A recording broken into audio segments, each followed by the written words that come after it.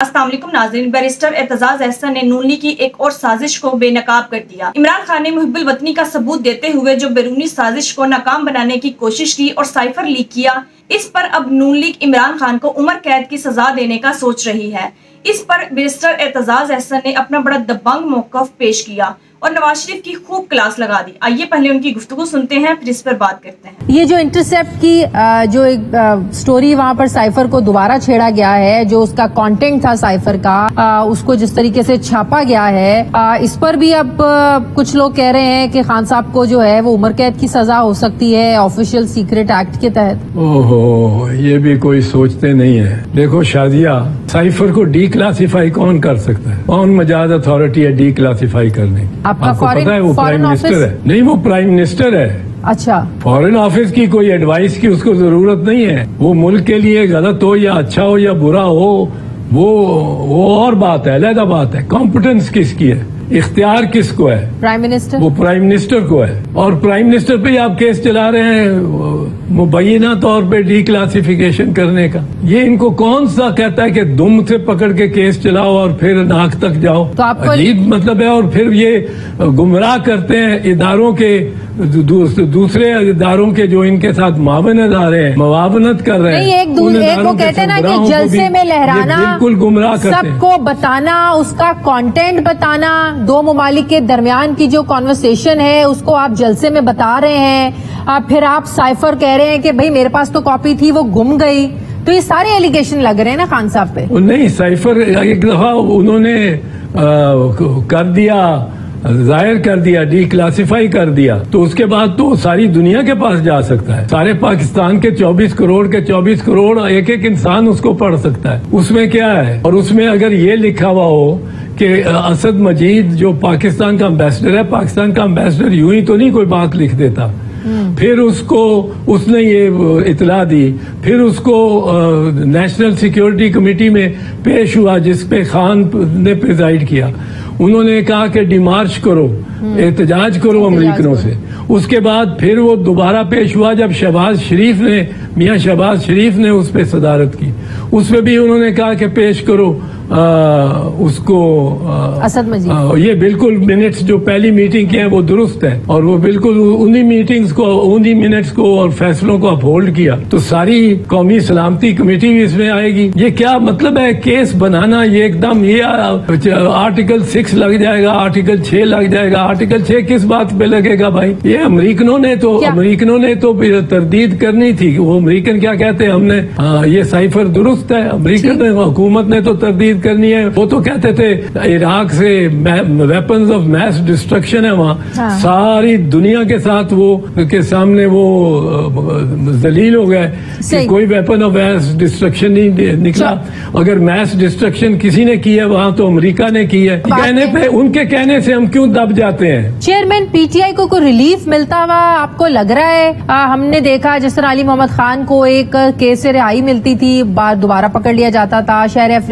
शहरयार अफरीदी को जमानत मिलती थी, पकड़ लिया जाता था। अगर जिस केस में अब वो तोशाखाना में इमरान खान को सजा हुई हुई है उसमें रिलीफ मिल भी जाता है, तो और बड़े केसेस हैं चौधरी साहब जिसमें इमरान खान को दोबारा अंदर डालने की, जेल में भेजने की बहुत सारे केसेस हैं। क्या दिया, ये तो बड़ी शर्मनाक सूरत हाल है, बहुत शर्मनाक सूरत हाल। एक बंदे पे आप 150-200 केस बना दें, वो किस तरह वो अपनी सफाई और दफा हर जगह कर सकता है और मुल्क के मुख्तलिफ शहरों में हो। ये तो राना सनाउल्लाह पॉलिसी है कि उसको किसी को ख्वार करना है। एक ही वाक़े पे, एक ही वकूए पे 3-4 शहरों में वो आप मुकदमा बना दें, क्योंकि वहां भी उसकी आवाज गई है। वो क्यों गई है? क्योंकि टेलीविजन वहां भी ले जाती है। तो टेलीविजन जहाँ लगा हुआ है वहां वो जुर्म हो रहा है। वो इसलिए उस थाने में भी, हर थाने में कर दो। ने पहली दफा देखा है कि चीफ जस्टिस साहब या बीमार हो जाते हैं या वो तारीख डाल देते हैं। ये तो सब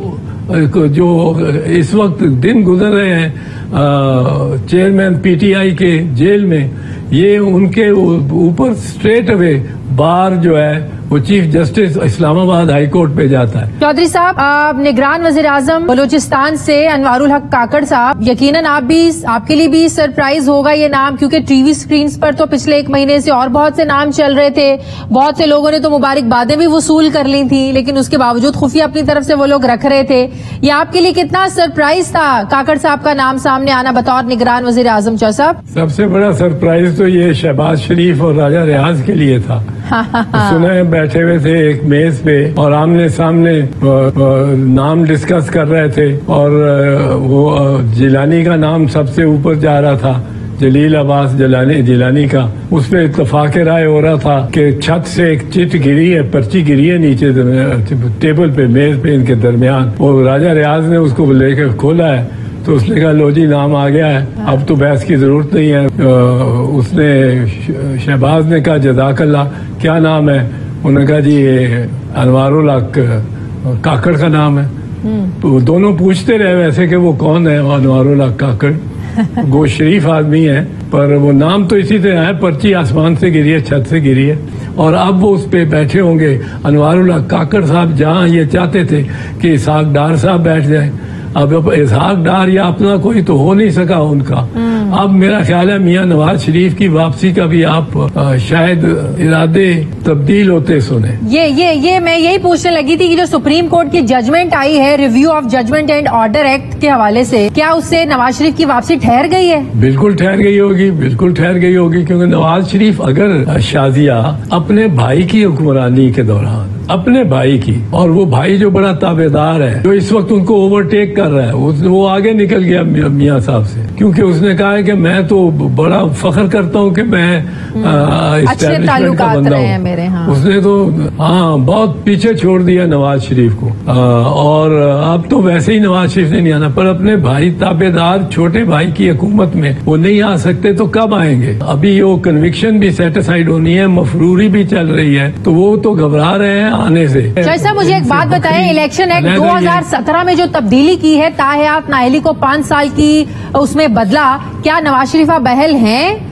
इलेक्शन लड़ने के लिए? नहीं है, वो कन्विक्टेड है। ये कन्विक्शन तो सेटिसाइड इस तरह नहीं हो सकती, वो तो कोर्ट को अप्रोच करना पड़ेगा, अदालत को, और अदालत को ये चूंकि डायरेक्टली 184(3) के तहत सजा मिली हुई है, 184(3) की पिटीशन पर, इसलिए ये आईन के तहत सजा है और आईन में तरमीम इसके लिए भी जरूरत होगी। ये किसी कानून के तहत सजा नहीं है, ये आईन के तहत 63 आर्टिकल के तहत आईन में शिक आएगी तो इस जजमेंट को तलफ किया जा सकेगा, वरना ये नहीं खत्म होती। बिल्कुल। तो नवाज शरीफ साहब के पास क्या ऑप्शन है? एक ही ऑप्शन है कि वापस आए, अपनी जो अल-अजीजिया में सजा है वो काटें। उसमें रिव्यू हो सकती है इनकी, नवाज शरीफ साहब की? इतनी मफरूरी के बाद नहीं हो सकती। अच्छा, किसी और को तो दुनिया में या पाकिस्तान में तो किसी और को नहीं मिल सकती इतनी मफरूरी। और मफरूरी भी प्री कन्विक्शन नहीं, आफ्टर कन्विक्शन, जब मुजरिम ठहराए गए हैं। मफरूर को तो आईन और कानून ये कहता है कि उसके तमाम हकूक, जाती हकूक जो है वो सलब हो जाते हैं, उसके तमाम मफरूर सरेंडर करे, एक दिन की वो का हिसाब दे, एक दिन का, जिस तरह लिमिटेशन एक्ट में दिया जाता है कि जी इस तरह मैं पकड़ा गया था, अगवा हो गया था, अफगान ले गए थे मुझे, वो उन्होंने इतने अरसा रखा, मुझे इधर रखा, फिर उधर ले गए, फिर इधर ले गए, मुझे दिन तो याद नहीं है पूरे, पर 4 दिन पहले मैं रहा हुआ हूँ और मुझे वो छोड़ गए दाल बंदीन के बॉर्डर पे और फिर मैं आ गया हूँ आपके सामने। नाज़रीन, एक तरफ इमरान खान है जो मुल्क और कौम की मोहब्बत में इस कदर बढ़ गए कि उन्होंने कहा कि हमें गुलामी मंजूर नहीं और ना ही मैं अपनी कौम को किसी के सामने झुकने दूंगा, बल्कि इस मुल्क का फैसला कौम करेगी और अगर कोई बैरूनी साजिश करेगा तो उसका मुंह तोड़ जवाब दिया जाएगा। और अब इस मुहिब्बुल वतनी पर इमरान खान को उम्र कैद सजा देने का सोचा जा रहा है, जबकि वो घोड़ा मुजरिम नवाज शरीफ जो मुल्क और कौम का दुश्मन रहा है, इतने जराइम किए, मुल्क का पैसा लूटकर इस मुल्क से मफरूर है और आज तक अदालत के सामने पेश नहीं हुआ और उसको वजीर आजम बनाने का सोचा जा रहा है। नाज़रीन, इस मुल्क का ये अलमिया रहा है कि जो मुहिब्बुल वतन हो उसे गद्दारी का सर्टिफिकेट दे दिया जाता है और जो गद्दारे वतन होता है उसे वजीर आजम बनाकर इस मुल्क के लोगों पर मुसल्लत कर दिया जाता है। لیکن قوم اب ان کا ادراک کر چکی ہے، یہ جتنی بھی کوشش کر لیں، جتنی بھی سازشیں کر لیں، یہ ظلم و ستم کر کے قوم کو دبا تو سکتی ہے، لیکن قوم کے دلوں کو کنٹرول کرنا اللہ کے علاوہ کسی کے بس کی بات نہیں۔ لہٰذا جو عوام کے دلوں میں عمران خان کے لیے محبت ہے وہ ختم کرنا ان کے بس کی بات نہیں۔ ناظرین، اس بارے میں آپ کی کیا رائے ہے؟ کامنٹ میں ضرور بتائیے گا۔ اگلی ویڈیو میں ملتے ہیں، تب تک کے لیے اللہ حافظ۔